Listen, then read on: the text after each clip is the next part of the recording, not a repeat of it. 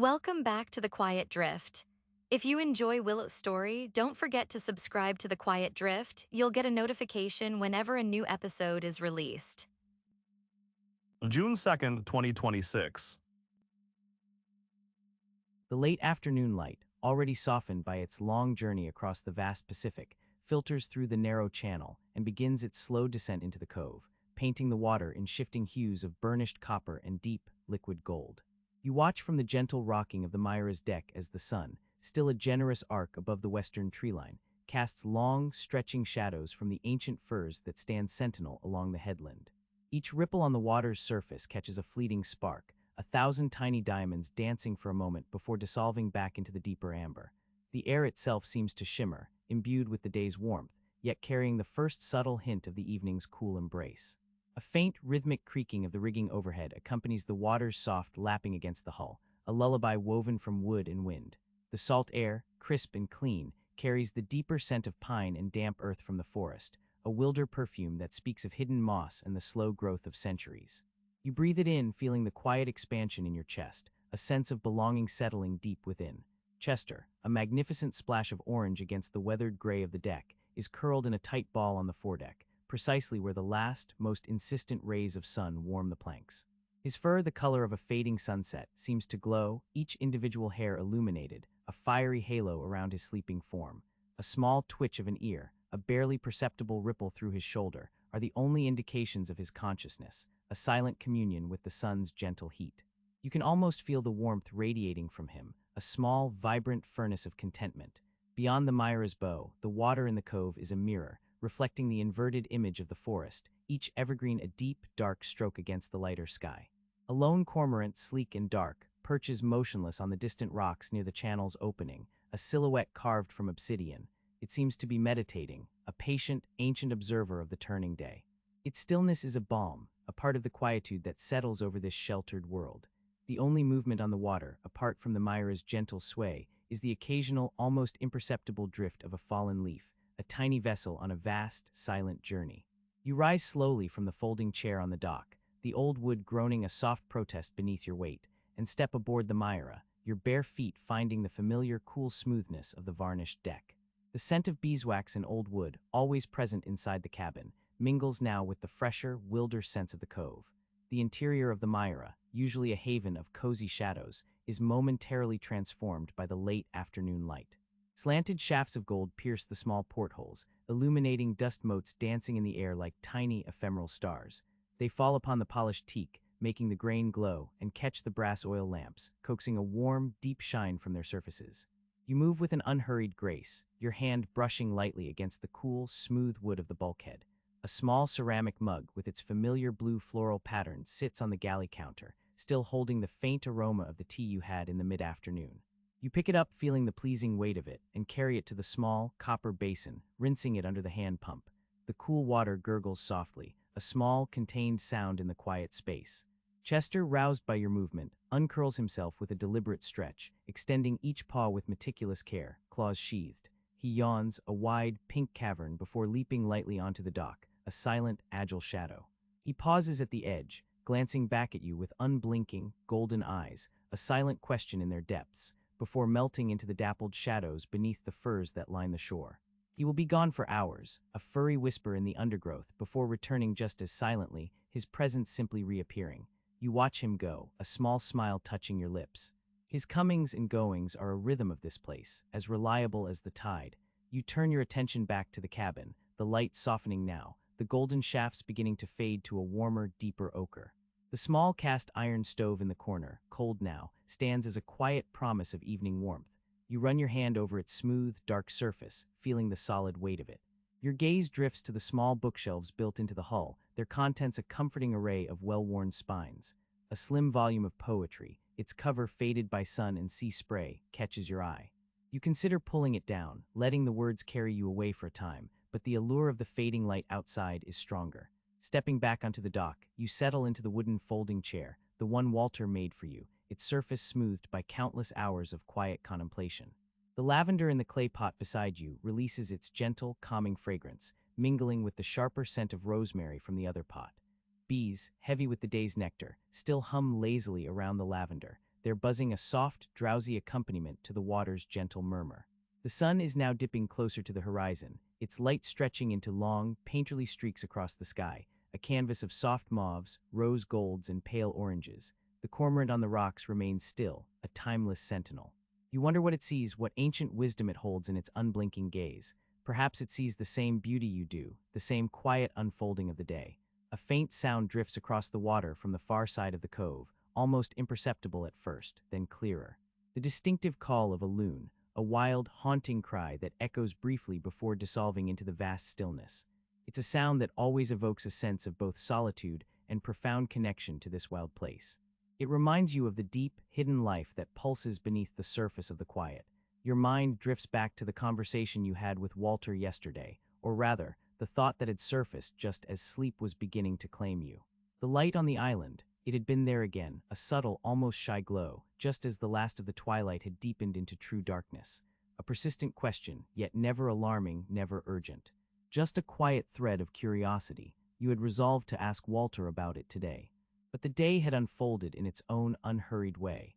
You had spent the morning painting, losing yourself in the delicate dance of watercolor on paper, capturing the intricate patterns of the moss on the old firs.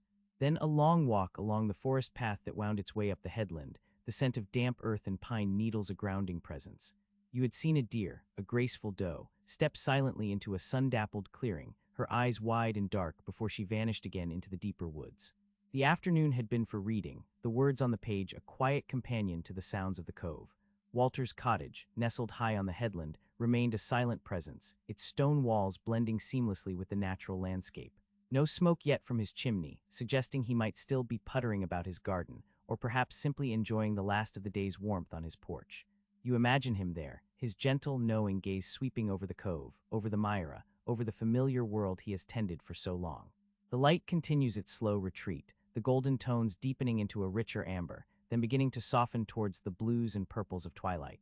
The air grows cooler now, carrying the faint, sweet scent of night-blooming jasmine that Walter cultivates near his cottage. You pull the light woolen shawl, draped over the back of the chair, closer around your shoulders, feeling its familiar softness against your skin. The small island, a dark hump in the middle distance, seems to absorb the diminishing light, its edges blurring against the deepening shadows. You fix your gaze upon it, searching for the faintest hint of that elusive glow, but for now it remains a silent, dark mass of rock and trees.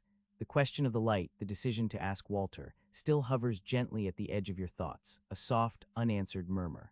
It is not an urgent matter, not a pressing concern, but a quiet, persistent thread of curiosity that weaves its way into the fabric of your days here. You lean back in the chair, feeling the smooth wood against your back, and close your eyes for a moment, simply listening. The water against the hull, the sigh of the wind in the rigging, the distant cry of a gull, the soft rustle of leaves in the trees. The world narrows to these sounds, these gentle presences. The day is slowly, beautifully yielding to night, and you are here, held in its quiet drift, the unspoken question of the island light a soft companion for the hours ahead. You decide that tomorrow, with the morning sun on your face, will be the time to walk the path to Walter's cottage, to share a cup of tea, and to finally ask him about the quiet luminescence that sometimes graces the dark heart of the island.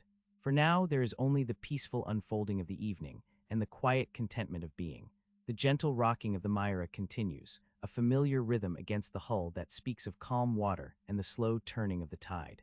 You are still aboard, the day easing into its late afternoon quiet, a time when the sun's angle softens, casting longer shadows from the trees on the western headland. The air, though still carrying the crisp tang of salt and pine, seems to grow warmer, mellowing as the light itself mellows.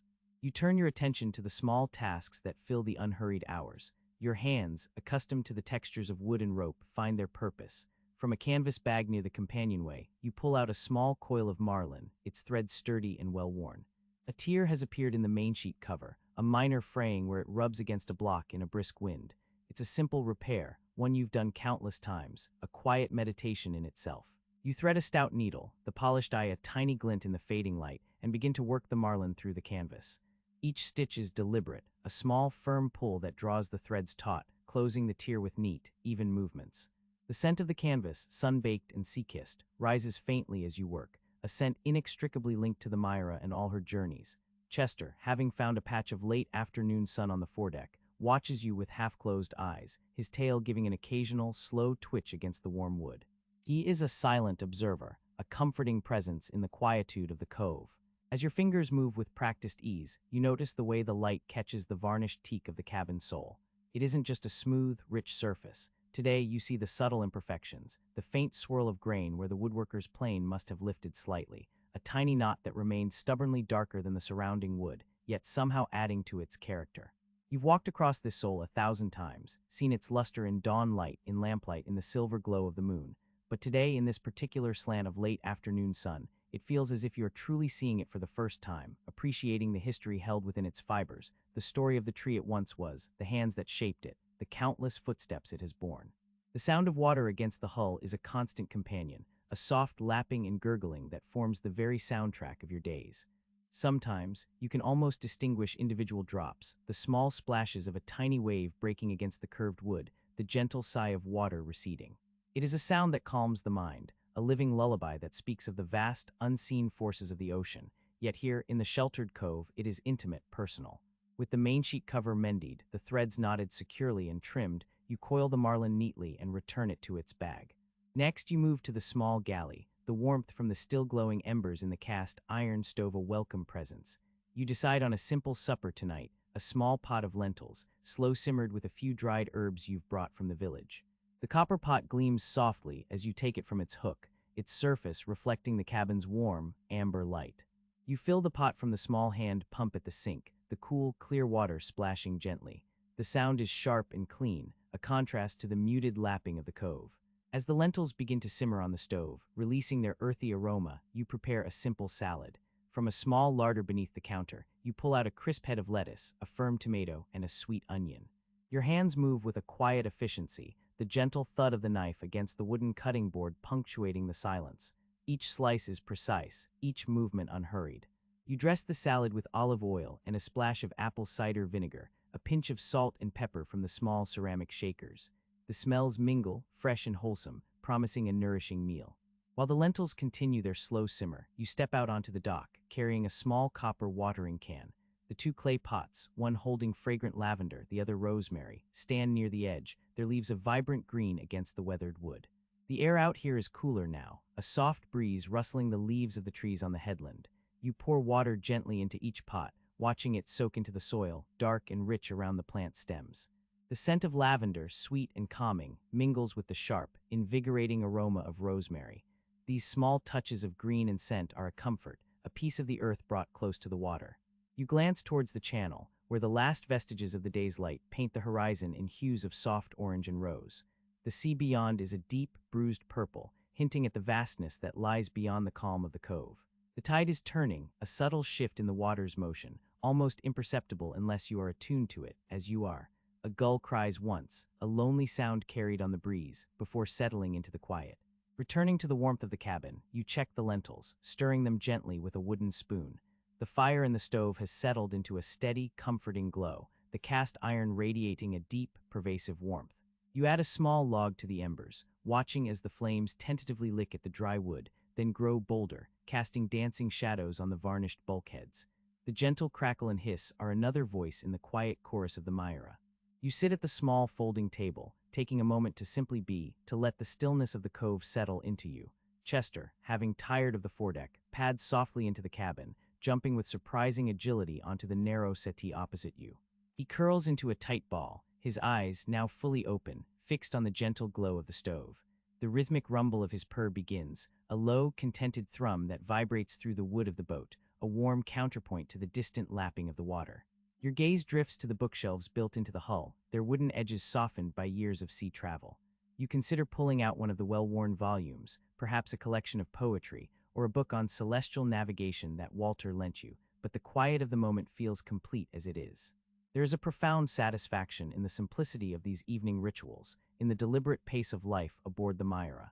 As the light outside continues to fade, you reach for an oil lamp hanging near the galley. With a practiced hand, you lift the glass chimney, trim the wick, and strike a match. The small flame blossoms, a soft, golden light that pushes back the encroaching shadows, filling the cabin with a warm, inviting glow.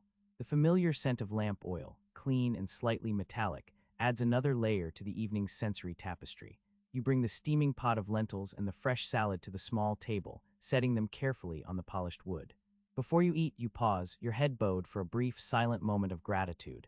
The food is simple, but it is nourishing, prepared with care and eaten in peace. Each bite of the warm lentils, each crisp leaf of lettuce is savored. The flavors are clean and true, a reflection of the unadorned life you lead here. After supper, you wash the ceramic dishes, their small blue flowers a familiar pattern under your hands. The warm water from the hand pump, made warmer by the heat of the stove, feels soothing against your skin. You dry them with a soft linen cloth and return them to their designated hooks and cubbies, each piece fitting perfectly into its place, a small order in the vastness of the world outside. As the evening deepens, the last remnants of twilight vanish, replaced by the soft, inky blackness of a moonless night. The stars will be brilliant tonight, you think, a shimmering blanket flung across the heavens. But for now, your world is contained within the warm, glowing bubble of the Myra's cabin. You unroll a small, unfinished watercolor painting from your wooden box. It is a depiction of the cove at dawn, the fog just beginning to lift from the water, revealing the dark silhouettes of the trees. You take out a brush, its tip fine and delicate, and a small pot of deep indigo paint. You begin to add a deeper shade to the distant headland, trying to capture the elusive quality of the light just before the sun breaks through. Your hand moves slowly, thoughtfully, the brushstrokes building layer upon layer, until the paper begins to hold the very essence of that fleeting moment. As you work, a faint sound reaches you from outside, a distant hoot of an owl, a sound both wild and comforting, an echo from the ancient forest that encircles your haven. It reminds you of the world beyond the Myra, the untamed beauty that surrounds this quiet cove.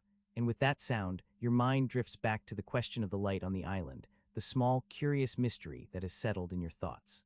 You decide you will certainly ask Walter about it tomorrow, hoping his quiet wisdom might offer a gentle explanation for the fleeting gleam you've seen across the water.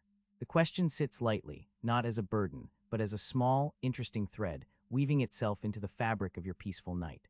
The air begins to soften as the afternoon deepens, a subtle shift you might not notice if you weren't attuned to the quiet rhythms of the cove. The sharp clarity of the midday sun yields to a more diffuse light, the edges of the distant headlands blurring just a fraction. You find yourself drawn from the warmth of the cabin, stepping onto the weathered planks of the dock, drawn by the silent promise of evening. A gentle breeze, carrying the faint, briny scent of the outgoing tide, stirs the lavender in its clay pot, releasing a delicate, herbaceous perfume that mingles with the deeper, earthier fragrance of the nearby forest. You take a slow, deep breath, letting the cool, clean air fill your lungs, feeling the day's lingering warmth begin to recede from your skin. The sun, a vast, molten disk, begins its slow descent toward the western horizon, visible through the narrow mouth of the cove. At first, its light is pure, unadulterated gold, painting the surface of the water with a shimmering, ever-shifting tapestry of light. Each tiny wavelet catches the golden glow, transforming the cove into a vast, undulating sheet of hammered copper. The dark, ancient firs that crown the surrounding headlands are silhouetted, their jagged outlines softened by the deepening hues of the sky. You lean against the smooth, worn pilings of the dock, feeling the faint vibrations of the water against the wood. The Myra, moored gently beside you, rocks with an almost imperceptible sway, her wooden hull creaking softly, a lullaby of the sea. The scent of her aged timber, mingled with the salt and the subtle aroma of the beeswax you used on her brightwork, is a comforting presence. As the sun dips lower, the gold begins to deepen, transitioning into a rich, burnished orange. This isn't the harsh, vibrant orange of a summer bonfire, but a soft, aged hue, like the patina on an ancient bronze bell. The entire western sky seems to ignite with this warm, enveloping color, spreading upwards in a grand, silent display. The clouds, which moments ago were merely wisps of white, now become magnificent, sprawling canvases, their undersides aglow with fiery light. You watch as the orange light spills across the water, transforming the gentle swells into molten rivers, flowing toward the darkened shores. The deep greens of the forest canopy begin to absorb this light, their shadows deepening into an almost velvet indigo, providing a striking contrast to the brilliance above. A lone gull circles high overhead, its cry a mournful, echoing sound that seems to carry for miles across the stillness. The temperature continues its gradual descent. You feel a faint chill against your cheeks, a whisper of the coming night. You might pull your shawl tighter around your shoulders, appreciating the simple comfort of the wool. The air grows noticeably cooler, carrying with it the dampness that often precedes a night of stars along this coast. Then, almost imperceptibly, the orange begins to soften, bleeding into delicate shades of rose and tender pink. This is a fleeting, ephemeral beauty, a moment caught between the fiery intensity of day and the deep tranquility of night. The The western sky becomes a masterpiece of pastels, like the brush strokes of a watercolor painting. The pink light reflects on the highest peaks of the distant, mist-shrouded mountains, making them appear to blush against the deepening blue of the upper sky. The surface of the cove mirrors this transformation with breathtaking accuracy. Where moments ago there was fire, now there are gentle blushes, ripples of rose and lavender stretching across the water. The gentle lap of the waves against the hull of the Myra sounds softer now, a hushed murmur in the fading light. You feel a profound sense of peace settle over you, a quiet gratitude for the simple beauty unfolding before your eyes. As the sun finally slips below the horizon, taking with it the last vestiges of direct light, the sky deepens further. The pinks and roses fade, giving way to the rich, deep blues of dusk. This is a blue so profound it feels almost tangible, like a vast, velvet curtain slowly descending. The forest surrounding the cove now seems to merge with the encroaching shadows, becoming a single, dark, watchful presence. The air is still save for the whisper of the water and the occasional rustle of leaves in the trees high above. The sounds of the day, the distant calls of shorebirds, the rustling of creatures in the undergrowth, begin to recede, replaced by the hushed symphony of the evening. You can hear the faint buzz of an unseen insect, the gentle creak of the Myra's rigging, stretched taut by the cool air. You turn your gaze upwards, toward the deepening dome of the sky. And there it is, a single, unwavering point of light, piercing the growing darkness, the first star. It appears with a quiet certainty, a tiny, brilliant diamond against the vast, inky canvas. Its light is sharp and clear, a beacon in the twilight. As you watch, another appears, and then another, until the sky is beginning to speckle with the nascent brilliance of the constellations. The familiar shapes slowly emerge from the velvety blackness, a comforting presence in the vastness above. The air grows steadily colder, reminding you that the day is truly done, and night is taking its silent, immutable hold. The last lingering colors of the sunset have now entirely vanished. The western sky is a deep, profound indigo, merging seamlessly with the blackness overhead. The outlines of the headlands are no longer visible against a colored sky, but are now indistinguishable from the surrounding darkness. The cove itself is a vast, inky expanse, reflecting the faint starlight with a subtle, shimmering quality. You shiver slightly, pulling your shawl closer. The scent of pine and damp earth from the forest is more pronounced now, mingling with the ever-present aroma of the sea. The world has narrowed, drawing in its edges as the full dark arrives. The distant sounds seem to carry further in the stillness, a faint hoot of an owl from the depths of the forest, the rhythmic ebb and flow of the tide against the shore. The air is cool and crisp, carrying the promise of a clear night. The stars above grow brighter with each passing moment, their light seeming to deepen the silence rather than break it. You stand there for a long moment, simply breathing, simply observing, letting the profound quiet of the cove wash over you. The transformation from light to dark is complete, a daily miracle performed without fanfare, a gentle reminder of the enduring cycles of this quiet corner of the world. You might think of the day to come, and the question you plan to ask Walter, a quiet thread of anticipation in the deep stillness of the night. The last sliver of sunlight, a pale tangerine ribbon, finally slips beneath the horizon, leaving the cove to the deepening twilight. The air, which held a faint warmth from the day, now carries the distinct chill of evening, a subtle shift that whispers of the approaching night. You watch as the distant line of the sea blurs into the sky, the familiar shapes of the headland growing softer, more indistinct, until they are merely darker masses against the fading blue. The water in the cove, no longer reflecting the sky's vivid colors, takes on a deep, inky hue, its surface disturbed only by the soft, rhythmic lapping against the Myra's hull. A shiver travels through you, not from cold, but from the profound silence that settles over the cove as the day recedes. It's a silence that isn't empty, but full of the small, natural sounds that emerge when the world grows quiet. The distant cry of a gull circling high above, the almost imperceptible rustle of leaves in the forest that rings the cove, the gentle creak of the Myra's mooring lines as the tide begins its slow, steady turn. This is the hour when the world outside softens, and the world within the Myra begins to glow. You turn from the companionway, the cool air from the open hatch no longer inviting. Inside the cabin, the air is already a little warmer, holding the memory of the day's sun that had streamed through the skylight. Your hand reaches for the familiar brass hook where the oil lamp hangs, its glass chimney cool beneath your fingers. With a practiced movement, you lift it down, the slight weight a comforting presence.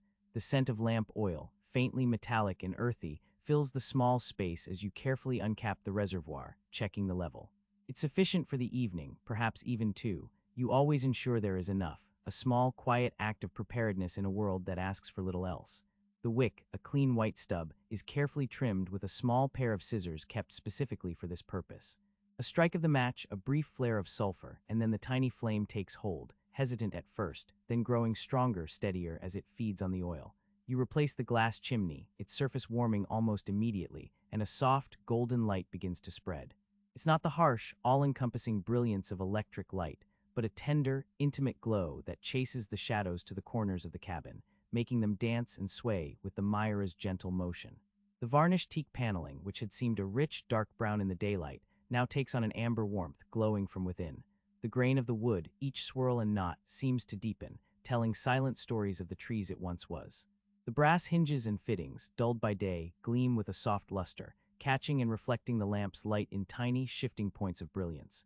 The cabin, with its low ceiling and curved bulkheads, transforms, becoming a sanctuary of warmth and quietude. You lift the lit lamp and hang it back on its hook, watching the light spread. The shadows, once deep and formless, now have shape and intention, moving with the gentle roll of the boat. They stretch and contract on the overhead, on the small folding table, on the built-in bookshelves that line the hull, making the cabin feel alive, breathing with the rhythm of the water. The air itself seems to thicken, imbued with the soft, steady glow. The small cast-iron wood stove in the corner, its surface still faintly warm from the embers that died hours ago, now seems to beckon. You open its small door, the delicate click echoing in the quiet. Inside, a few small pieces of kindling and a split log are already laid, ready for the evening fire. You strike another match, a quick practiced movement, and hold it to the kindling. A tiny curl of smoke, then a hesitant flicker of orange catching the dry wood. The flames begin to climb, licking at the edges of the log, and soon a gentle crackle fills the cabin, a counterpoint to the lapping water outside. The warmth from the stove front is immediate, a welcome embrace against the encroaching chill of the evening. As the fire takes hold, its light adds another layer to the cabin's glow. The flickering orange of the flames dances with the steady amber of the oil lamp, creating a symphony of shifting light and shadow. The copper pots, hanging from their hooks above the small propane galley, catch this dual light, reflecting it in deep, burnished hues, like captured sunsets. The ceramic dishes with their small blue flowers, stacked neatly in a rack, seem to bloom in the soft illumination. Everything in the Myra has its place, its purpose, and in this evening light, each object seems to hum with a quiet contentment. Chester, who had been a silent, shadowed presence curled on the small settee, now stirs. His eyes, the color of warm amber, open slowly, blinking once, then twice, reflecting the lamplight in their depths. He stretches languidly, a slow, deliberate arch of his back, his front paws extending, claws briefly unsheathed against the worn fabric. A soft, rumbling purr begins deep in his chest, a low thrumming vibration that you can feel even across the small space. He watches you with an unblinking gaze, a silent invitation to the evening's quiet rituals. You move to the small galley, the familiar space a comfortable extension of your own body. The narrow countertop, worn smooth by countless preparations, feels cool beneath your fingertips. Tonight, a simple meal calls. You retrieve a small, round loaf of crusty bread from its linen bag, its scent of yeast and hearth a comforting presence. A block of aged cheddar, its rind a deep yellow, is brought out. And from a small ceramic crock, a thick, hearty lentil stew, prepared this morning, ready to be warmed. You place the small cast-iron pot of stew on the stove's hot surface, the metal clinking softly as it settles. Almost immediately, a gentle sizzle begins, and the rich, earthy aroma of lentils, carrots, and herbs starts to fill the cabin, mingling with the wood smoke and lamp oil. It's a smell that speaks of sustenance, of warmth, of home. While the stew warms, you slice the bread with a smooth, even stroke, the knife gliding through the crust with a satisfying crunch. The cheese is cut into thick, generous wedges. A small earthenware teapot, its surface smooth and cool, is filled with water from the hand pump, the rhythmic pump squeak a familiar sound. You set it on the hottest part of the stove, the water soon beginning to hum, then to bubble softly. The scent of black tea, strong and comforting, will soon join the symphony of aromas. As you move about the cabin, your movements are unhurried, economical. Each step, each reach, each turn is known, perfected over 2 years in this small, beloved space. There is no wasted motion, no rush, only the quiet grace of a body at ease in its surroundings. You fetch a small ceramic bowl, its blue flowers matching those on the plates, and a wooden spoon worn smooth from use. A clean linen napkin, folded neatly, is placed beside the bowl. Chester, apparently satisfied that dinner preparations are well underway, hops down from the settee with a soft thump. He winds around your legs once, his soft fur brushing your trousers, before settling himself near the stove, his back to the warmth, his eyes half closed in a state of contented vigil. His purr continues, a steady, soothing rumble. The stew is now bubbling gently, a rich, dark liquid with tender lentils and soft vegetables. You ladle a generous portion into the ceramic bowl, the steam rising in a fragrant cloud. The tea is ready, its dark amber liquid poured into a thick-walled mug. You carry your simple meal to the small folding table, which you've opened and secured in the center of the cabin. Before you begin to eat, you pause, your head bowed for a moment, a silent grace offered in the quiet of the cabin. It's a private ritual, a brief acknowledgement of gratitude for the food, for the shelter, for the quiet peace of this life. Then you begin to eat, the warm stew a soothing balm, the crusty bread a satisfying chew, the sharp cheese a bright counterpoint. The tea is hot and strong, warming you from the inside out. As you eat, your gaze wanders around the cabin, taking in the familiar details. The books on the shelves, their spines a mix of worn leather and faded cloth, promise worlds within worlds. The small watercolor willow painted of the cove, propped against a bulkhead, captures the light of a summer morning, a splash of vibrant greens and blues. Everything here is known, loved, a part of the fabric of your life. Then your eyes drift to the small, narrow space beneath the sleeping berth in the bow. It's a storage area, usually hidden by a canvas curtain, but tonight, the curtain is slightly askew, revealing a sliver of the dark space within. And there, tucked almost out of sight, is something you hadn't consciously noticed in a long time, a rolled chart. It's not one of your charts. Your navigational charts, carefully stowed, are newer, crisper, depicting the immediate coastline with precise detail. This one, visible only at its edge, is older. The paper has a different color, a deeper, creamier hue, and its edges appear softened, perhaps even slightly frayed. It is rolled tightly, secured with a piece of dark, thin twine, and a small, almost imperceptible pencil cross is faintly visible on the exposed edge, a tiny mark that seems to whisper of a past journey. You've seen it before in the periphery, dismissed it as something you must have overlooked when you first acquired the Myra. But tonight, in the intimate glow of the lamp and the fire, with the world outside hushed, it catches your eye with a gentle insistence. It's a detail that, for some reason, surfaces with a quiet curiosity that you can't quite shake. You finish your meal, the last drops of tea warming your hands as you hold the mug. Chester, satisfied with his vigil, has curled into a tight ball by the stove, his purr now a soft, rhythmic rumble that seems to blend with the crackle of the fire. The cabin is filled with the warm, comforting scent of wood smoke and old wood, of tea and lingering stew. Your gaze returns to the rolled chart beneath the berth. You've never pulled it out, never unrolled it. It's simply been there asterisk, a quiet, unnoticed presence. But the faint pencil cross, so small and unassuming, seems to hold a question. Who made that mark? What journey did this chart chart? Was it the journey of the Myra before it was yours? Or was it a journey entirely separate, belonging to a person whose memory clings to this old piece of paper? It's not a question that demands an immediate answer, or one that causes any alarm. It's merely a quiet curiosity, a small thread of the unknown in the familiar tapestry of your life, a gentle ripple in the still waters of your thoughts. You wonder if Walter might know anything about it, about the previous owner of the Myra, or perhaps even whoever was here before might have been. He always speaks as if he knows more than he says, his words carefully chosen, hinting at histories that precede your own arrival. But you haven't yet found the right moment to ask. You consider reaching for it now, unrolling the chart, letting its secrets unfold in the lamplight. But the hour is growing late, and the warmth of the cabin, the gentle sway of the Myra, the soft purr of Chester, all conspire to draw you into the quiet embrace of the evening. The thought of it, however, lingers, a soft, insistent whisper at the edge of your consciousness. Perhaps tomorrow, after you speak with Walter about the light on the island, perhaps then you will also ask him about the Myra's past, about any charts he might remember. And then perhaps you will finally unroll this old chart, letting its lines and symbols tell their own silent story. But for tonight, it remains a gentle mystery, a quiet promise of a discovery yet to be made. The last sliver of twilight has long since faded, leaving the cove cloaked in a profound, velvety darkness.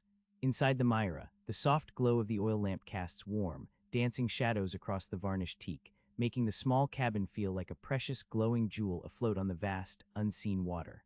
But you find yourself drawn to the world outside, to the deepening quiet that settles with the night. You step up into the companionway, pushing aside the canvas flap that serves as a door. The air that greets you is cool and damp, carrying the unmistakable scent of salt and pine needles, a fragrance that has become as familiar as the warmth of Chester beside you. Above, the sky is a breathtaking expanse of indigo, now dusted with countless stars, each one a tiny, shimmering pinprick of light. Their reflections scatter across the surface of the cove, broken into a million trembling fragments by the gentle undulations of the water. It is a sight that always stills something within you, a reminder of the immense, silent canvas of the universe. The dark shape of the island, some 400 meters across the water, is a deeper silhouette against this star-strewn sky. Its contours are soft and blurred, the trees that crown it merging into a single, indistinct mass. You strain your eyes, searching for the faint, elusive light you saw last night, the one that sparked your quiet curiosity. Tonight, however, there is nothing but the deep, unwavering dark. The island holds its secrets close, wrapped in the quiet mystery of the night. Sounds, too, emerge from the darkness, clearer now that the last of the day's activity has ceased. The rhythmic creak of the Myra's wooden hull against the dock pilings is a comforting, living sound, a gentle sighing of old timber. Beneath it, the soft, lapping murmur of water against the hull is a constant, hypnotic whisper, a lullaby the sea sings just for you. A faint, high-pitched whine from the rigging above tells you the wind has picked up just slightly, a soft, ethereal music played on taut wires. From the deep stillness of the forest, a distant owl calls, its hoot a long, resonant note that floats across the water, a solitary voice in the vast quiet. It is a sound that speaks of ancient trees and hidden lives, of a world that thrives even as you sleep. You notice the air growing heavier, a subtle shift in its texture. A thin, ethereal mist is beginning to weave itself across the surface of the water, a delicate scarf of fog unrolling from the mouth of the channel.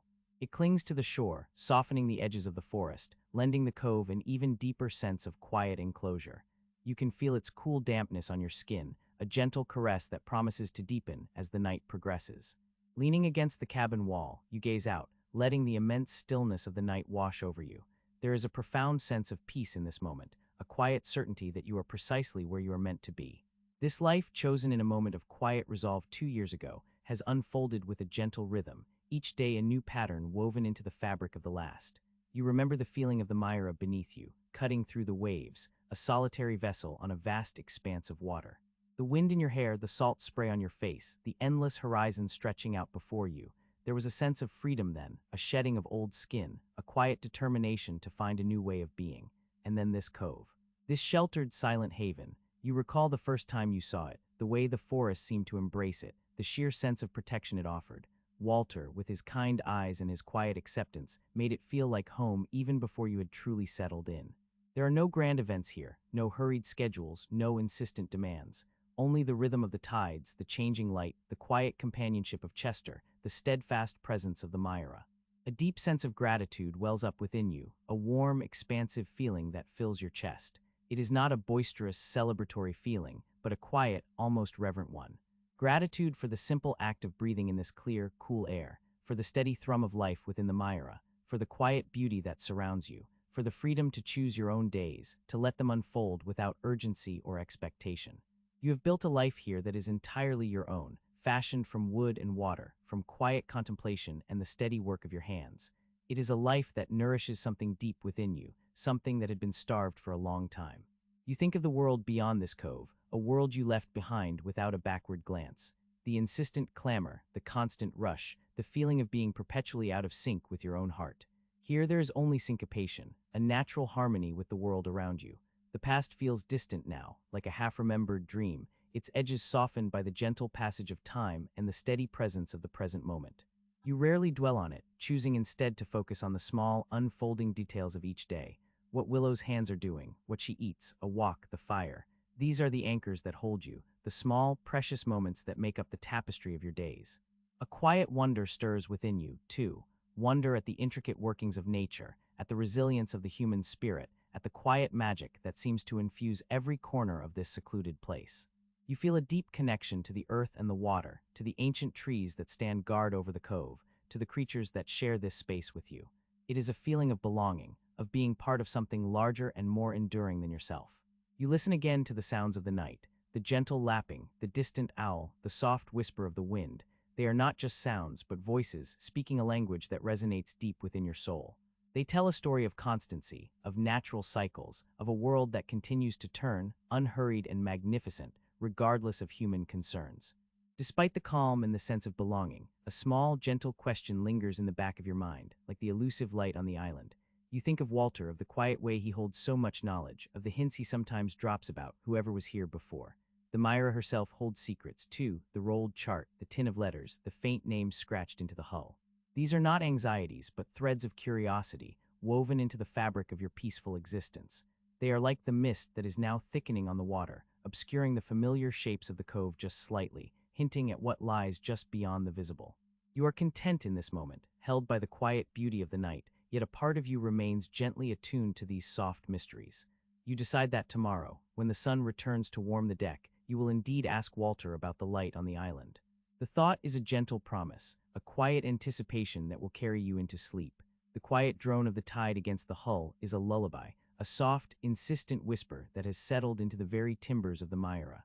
You feel it in the gentle sway of the boat, a barely perceptible rocking that carries you deeper into the evening's embrace. The air inside the cabin, warmed by the cast iron stove, holds a memory of wood smoke and a faint, sweet scent of the rosemary from the dock. Outside, the last slivers of twilight have long since faded, giving way to the profound, inky blackness of a moonless night. Through the small porthole above your berth, you can see the first scattered jewels of the night sky, sharp pinpricks of light against the velvet dark.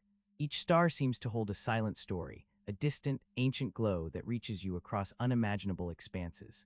The silence of the cove is almost absolute, broken only by the rhythmic lapping of water against the boat and the occasional, almost imperceptible sigh of the wind in the rigging. It's a silence that isn't empty, but full teeming with the quiet life of the night. Chester, a warm weight at the foot of your berth, begins to purr, a low, rumbling vibration that you can feel through the mattress. It's a sound of deep contentment, a soft engine of peace that seems to radiate through the small cabin. He shifts slightly, tucking his nose deeper into the curve of his tail, his breathing slow and even. You reach out, your fingers finding the soft fur of his back, and he leans into your touch for a moment before settling back into his slumber.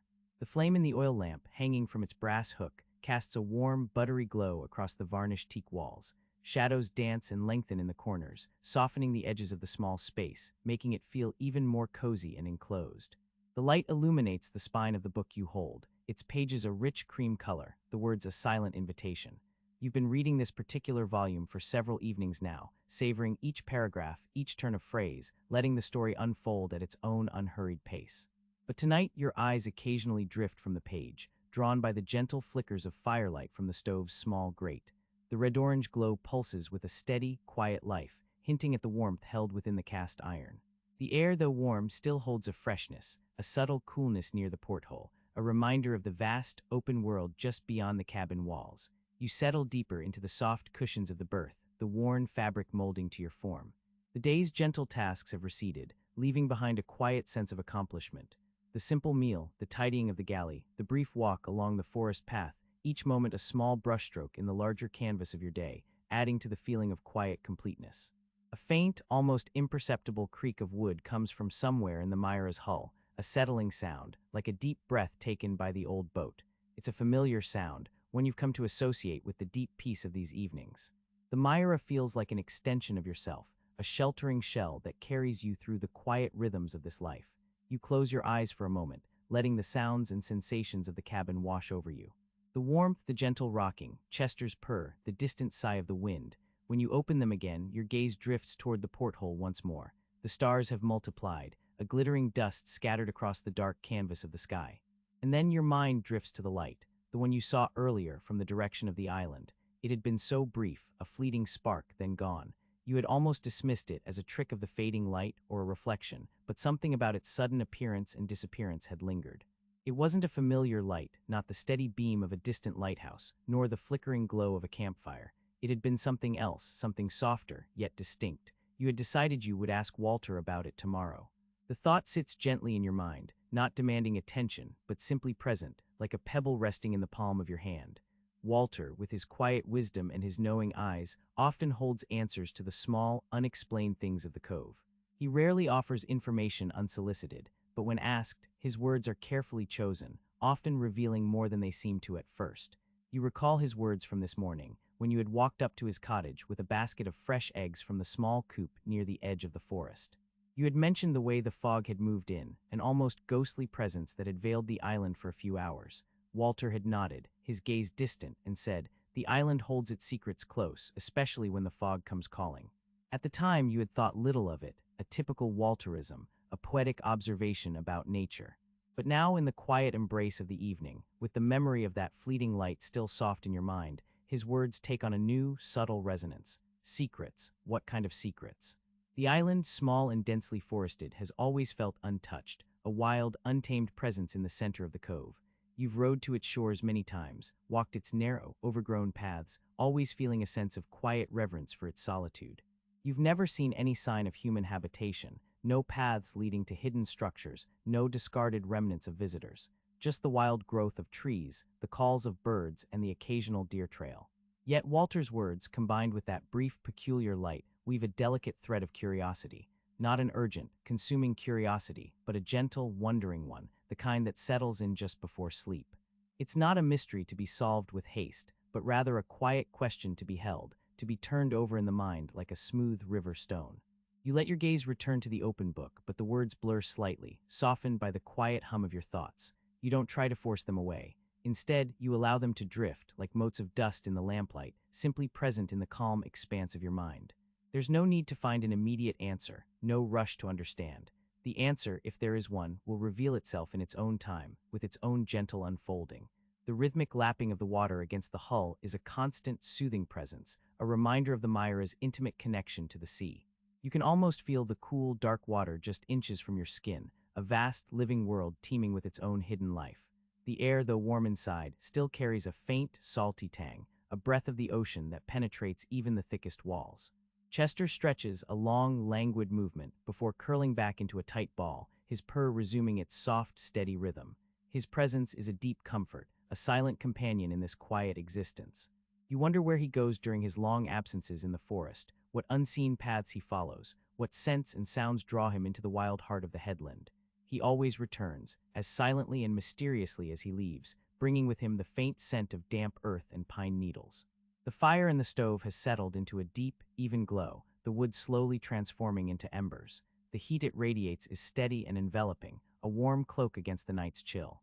You can almost hear the soft, almost inaudible hiss of the wood as it burns, a quiet conversation between flame and timber. You close the book, placing it carefully on the small folding table beside your berth. The act is unhurried, a gentle punctuation mark at the end of the day's reading. The oil lamp continues to burn, its light a steadfast beacon in the small cabin. Your thoughts drift again, not to the island, but to the feeling of being here in this cove, aboard the Myra. 2 years ago, when you sailed her up the coast, alone, seeking something, you hadn't known what you were looking for, only that you needed to find a quiet harbor, a place where the world's clamor could not reach. And you found it here in this sheltered inlet, beneath the watchful gaze of the old forests and the silent, knowing presence of Walter. There are still so many things you carry with you from that journey, things you haven't quite understood. The rolled chart, hidden beneath the berth, with its faint pencil crosses that mark no known islands or harbors. The old tin box with the unopened letters, their edges softened by time, their secrets still unread. And the name, scratched so faintly into the hull near the waterline, beneath layers of paint, a name that is not Myra's. Each of these is a quiet thread, a delicate whisper of a past that is not entirely your own, yet is now interwoven with your present. You don't dwell on them. They are simply there, a part of the Myra, a part of the journey that brought you to this cove. Like the light on the island, they are questions that sit gently at the edge of things, waiting for their own time to unfold. The cabin is still, save for the crackle of embers in the stove and the soft lapping of water. You pull the thick wool blanket higher, tucking it around your shoulders. The coolness from the porthole is a pleasant contrast to the warmth beneath the covers. Chester's breathing is slow and deep, his purr a quiet, rhythmic thrum against your leg. Your mind, though still gently holding the question of the island's light, begins to slow, to soften. The day's events, the small details, begin to recede, dissolving into a peaceful blur. The distant hoot of an owl drifts from the forest, a soft, mournful sound that seems to deepen the silence rather than break it. You watch the last of the stars through the porthole, their brilliance unwavering, ancient, and vast. The world outside the Myra is a deep, quiet mystery, full of unasked questions and untold stories. But here, within the warm embrace of the small cabin, everything feels safe, held, and deeply peaceful. The gentle rocking of the boat is a constant, steady rhythm, carrying you further and further into the soft, velvet darkness of the night. The deep night has settled into the cove, a blanket woven from silence and the soft scent of the forest.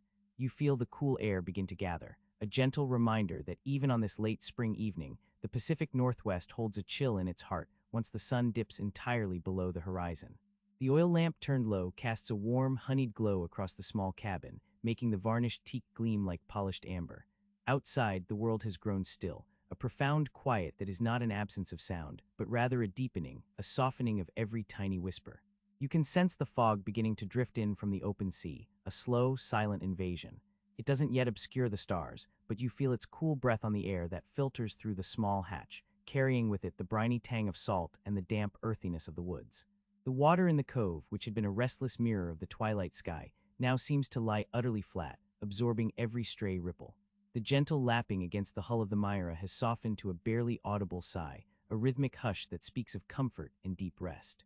A faint, almost imperceptible creak comes from the boat itself, the sound of wood settling against wood, planks breathing in the cool night air. It's a familiar sound, one that has become as much a part of your night as the beating of your own heart. It speaks of the Myra's age, her history, the countless nights she has spent rocking gently on these waters, holding her secrets close. You imagine the wood grains, warm from the day's sun, slowly releasing their heat into the cool air, expanding and contracting with a whispery sigh. You rise from the small folding table where you had been reading, the book now closed and laid carefully aside. Your movements are unhurried, each action deliberate and calm. The cast iron stove, which had been radiating a comforting warmth, now holds only a deep, embers-red glow behind its small glass door. You take the cast iron poker and gently rake the ashes, pushing the remaining logs to the center, banking the fire for the night. A few sparks dance briefly, like tiny, startled fireflies, before settling back into the rich, dark warmth. The scent of wood smoke, so clean and earthy, lingers in the air, mingling with the salt and the subtle fragrance of the lavender and rosemary from the pots on the dock. Chester, who had been curled in a tight ball on the small wool rug beside the stove, stirs. His tail gives a slow, languid thump against the floorboards before he stretches, long and luxurious, his back arching, his front paws kneading the air. He yawns a tiny, silent pink opening, then looks up at you with eyes that reflect the lamplight, green and knowing. He seems to understand the ritual of night, the winding down, the quiet preparation for sleep. You move to the galley, rinsing the ceramic mug you used for your evening tea, the one with the small blue flowers painted along its rim. The water from the hand pump is cool against your fingers, and you carefully place the mug on the small drying rack beside the tiny sink. You wipe down the small counter with a soft cloth, leaving everything neat and tidy, a small offering to the coming morning.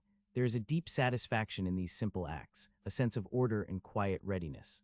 The small cabin feels like a sanctuary, a warm, enclosed space against the vastness of the night.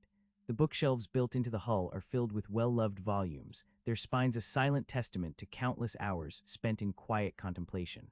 You run a finger lightly over the rough cloth of a favored title, a collection of poems, before moving on. The air is still, save for the faintest whisper of the boat against the water, a sound so subtle it becomes part of the silence itself.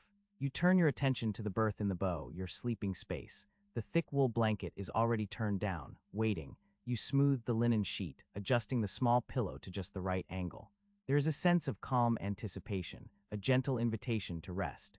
You fold the day's clothes, placing them neatly on the small storage shelf built into the hull. Every item has its place, a small universe of order within the larger, wilder world outside. Chester, ever watchful, has followed your movements. As you prepare to climb into the berth, he makes a small, soft leap, landing with graceful quietude at the foot of the bed. He circles twice, kneading the blanket with his paws, before settling into his familiar spot, a warm, purring weight against your feet. His purr, a low, rumbling vibration, is a comforting sound, a living counterpoint to the quiet creaks of the boat. It feels like a small, private engine of contentment. You slide into the berth, the cool linen a welcome touch against your skin. The mattress cradles you gently, a perfect fit for the small space. You pull the wool blanket up to your chin, feeling its comforting weight, the soft texture against your cheek. The world outside seems to recede, held at bay by the sturdy wooden hull of the Myra. The only sounds are Chester's steady purr, the soft lapping of the water, and the occasional, almost imperceptible sigh of the boat. You reach for the oil lamp, now turned down to its lowest flicker, the flame barely visible, a tiny ember of light against the encroaching darkness. With a gentle twist, you extinguish it entirely. The cabin is plunged into true darkness, a velvety black that is absolute and profound. For a moment, your eyes adjust, and you begin to discern the faint, silvered glow of the night filtering through the small portholes, reflecting off the calm water outside. The darkness is not an empty space, but rather a canvas for the other senses. You smell the lingering scent of wood smoke and salt, the faint sweetness of the lavender. You feel the gentle sway of the boat, a barely perceptible rocking that is more a sensation than a movement. It is as if the Myra herself is breathing, a slow, deep exhalation. The silence deepens further, becoming a rich, textured presence. It feels ancient, timeless, as if the cove has always held this quiet and always will. You close your eyes, the darkness behind your eyelids mirroring the darkness of the cabin. Your breathing slows, deepening with each exhalation. The soft tension of the day, the quiet question about the light on the island, begins to recede, drifting away like the fog on the water. You feel the solid, comforting weight of Chester at your feet, a warm anchor in the stillness. The silence is broken only by the gentle rhythm of the water against the hull, a lullaby that has sung you to sleep countless times.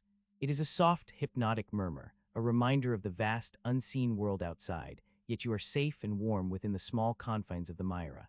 The cool air seems to deepen the silence, making the sounds that remain feel more intimate, more profound. You picture the fog now, a soft, ethereal veil spreading across the water, muting the edges of the forest, softening the sharp lines of the headland. It will be a world of mist and muted colors in the morning, a quiet unveiling. The thought is peaceful, not chilling. The fog holds a different kind of beauty, a mystery that is gentle and inviting. Your mind drifts, carried on the slow, steady rhythm of the boat. The image of the light on the island returns, not as a question, but as a soft, glowing memory. It's a quiet curiosity, a gentle thread that connects you to the unseen stories of this place. You will ask Walter tomorrow, you remind yourself, a promise made softly to the sleeping world. But for now, the question fades, content to wait for the light of a new day.